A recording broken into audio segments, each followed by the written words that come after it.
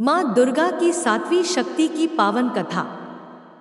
श्रोताओं, माँ दुर्गा के कुल 9 रूप हैं, जिनकी पूजा नवरात्रि के 9 दिनों के दौरान की जाती है। शैलपुत्री, ब्रह्मचारिणी, चंद्रघंटा, कूष्मांडा, स्कंदमाता, कात्यायनी, कालरात्रि, महागौरी और सिद्धिदात्री। माँ कालरात्रि भी इन्हीं में से एक है, जिनकी पूजा नवरात्रि के 7वें दिन की जाती है, जिसे महासप्तमी भी कहा गया है। माँ दुर्गा ने ये अवतार बुराई का नाश करने हेतु लिया था। उन्होंने ये अवतार धारण कर शुंभ, निशुंभ और रक्तबीज जैसे दानवों का वध किया था। माँ दुर्गा के इस रूप को सबसे शक्तिशाली माना गया है। इनके शरीर का रंग घने अंधेरे के भांति काला है और माता के अत्यंत लंबे केश खुले और बिखरे हैं। माँ कालरात्रि के गले में विद्युत की तरह चमकने वाली माला सुशोभित है। 4 भुजाओं वाली कालरात्रि देवी गधे पर मंडित रहती है।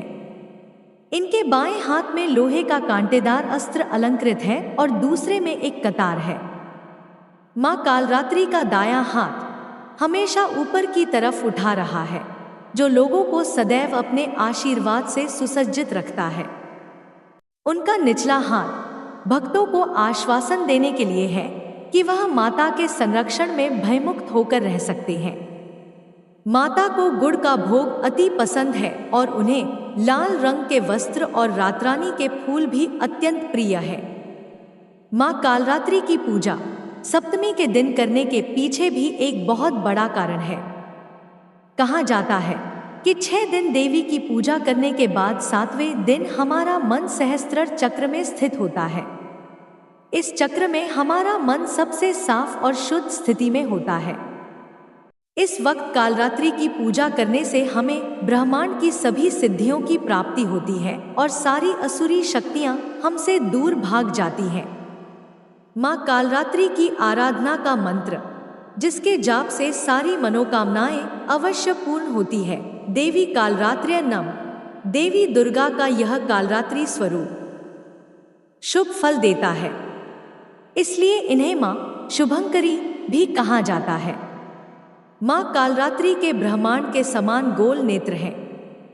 अपनी हर श्वास के साथ माँ की नासिका से अग्नि की ज्वाला निकलती है। अपने 4 हाथों में खड्ग, लोहे का अस्त्र, अभय मुद्रा और वर मुद्रा किए हुए माँ अपने वाहन गर्दभ पर सवार है। माँ दुर्गा का यह अति शक्तिशाली रूप हमें यह सिखाता है कि बुराई कितनी भी शक्तिशाली क्यों न हो, परंतु उसे अच्छाई के आगे घुटने टेकने ही पड़ते हैं। जो इंसान सच्चे मन से माँ की पूजा करेगा, माँ किसी न किसी रूप में अवतरित होकर उनके जीवन से सभी बुराइयों का नाश करेगी। एक कथा के अनुसार एक बार दैत्य शुंभ, निशुंभ और रक्तबीज ने अपना आतंक तीनों लोकों में फैलाना शुरू कर दिया था। उस वक्त सभी देवगण भगवान शिव के पास गए। जब भगवान शिव ने सभी देवताओं को चिंतित देखा तो उनसे उनकी चिंता का कारण पूछा। तब देवताओं ने शिव शंकर से कहा, हे भोलेनाथ, शुंभ, निशुंभ और रक्तबीज नामक दानवों ने अपने उत्पात से हम सभी को परेशान कर रखा है। कृपया कर हमारी मदद करें। शिवजी ने देवताओं की व्यथा को समझते हुए उन्हें शीघ्र ही इस संकट से छुटकारा दिलाने एवं समस्त प्राणियों की सुरक्षा का वचन दिया। शंकर जी को पता था कि इस दैत्य का संहार माता पार्वती ही कर सकती हैं। तत्पश्चात भगवान शिव ने माता पार्वती से कहा कि आप आदिशक्ति जगत जननी हैं। आपके तेज का सामना तीनों लोकों में कोई नहीं कर सकता है। आप इन दुष्ट राक्षसों का वध करके इस सृष्टि की रक्षा करें।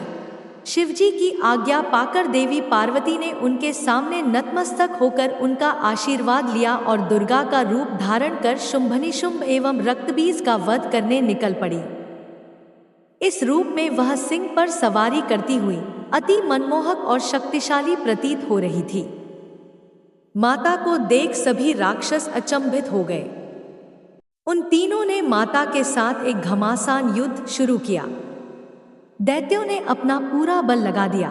माँ दुर्गा ने दानवों की सेना का संहार करना प्रारंभ कर दिया। भीषण युद्ध हो रहा था। ऐसा लगता था जैसे ये पृथ्वी रक्त से लाल हो जाएगी। माँ दुर्गा अपने सिंह पर सवार होकर दानवों के खेमे में प्रलय मचा रही थी। उनका रौद्र रूप देख दानव भय से कांप रहे थे। चारों तरफ रक्त और शवों का अंबार लग गया। सभी दानव काल के गाल में समा गए, परंतु माता के सामने नहीं टिक पाए। आदिशक्ति ने शुंभ और निशुंभ का वध कर दिया, मगर असल कार्य तो रक्तबीज का वध करना था। इसके पश्चात मां ने रक्तबीज के साथ युद्ध करना शुरू किया। रक्तबीज कोई मामूली दानव नहीं था। उसने कठोर तपस्या कर ब्रह्मा जी से अमर होने का वरदान हासिल किया था। ब्रह्मा जी ने उसे यह वरदान दिया था कि जब भी उसे कोई मारने का प्रयत्न करेगा, तब उसके शरीर से निकली खून की बूंदें जैसे ही धरती को स्पर्श करेगी, वैसे ही अनेक रक्तबीजों का जन्म होगा।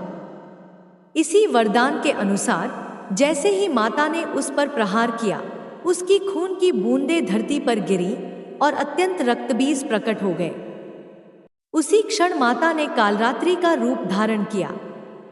मां दुर्गा के शरीर से एक ऊर्जा चार का संचार हुआ और मां कालरात्रि का निर्माण हुआ। भले ही वो दानव अति शक्तिशाली था, परंतु माता से जीत पाने का सामर्थ्य उसके अंदर नहीं था। मां कालरात्रि ने रक्तबीज को अपनी कटार से मार गिराया और जैसे ही उसके शरीर से खून बहने लगा, उन्होंने उसका रक्त पान कर लिया। कालरात्रि माता की पूजा के लिए सुबह 4 बजे से 6 बजे तक का समय सर्वोत्तम माना जाता है। इस दिन प्रातःकाल जल्दी स्नान आदि करके मां की पूजा करने के लिए साधक को लाल रंग के कपड़े पहनने चाहिए। इसके बाद मां के सामने घी का दीपक प्रज्वलित करें।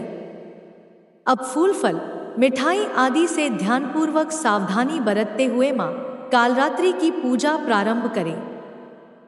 पूजा के समय मंत्रों का जाप करना चाहिए। उसके बाद मां कालरात्रि की आरती करनी चाहिए। इस दिन दुर्गा चालीसा, सिद्धकुंजिका स्तोत्र, काली चालीसा, अर्गला स्तोत्रम आदि का पाठ करना चाहिए। इसके अलावा नवरात्रि की 7वीं रात्रि में सरसों के तेल या तिल के तेल से अखंड ज्योति भी जलानी चाहिए।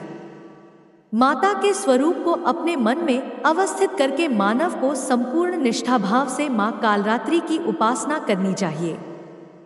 यम, नियम, संयम का उसे ध्यानपूर्वक पालन करना चाहिए। अपने शरीर, वचन और कर्म में पवित्रता रखनी चाहिए। यह शुभंकरी देवी हैं। इनकी उपासना से होने वाले शुभ लाभों की गणना नहीं की जा सकती। पूजा के अंत में हमें अपनी गलतियों के लिए क्षमा प्रार्थना अवश्य करनी चाहिए।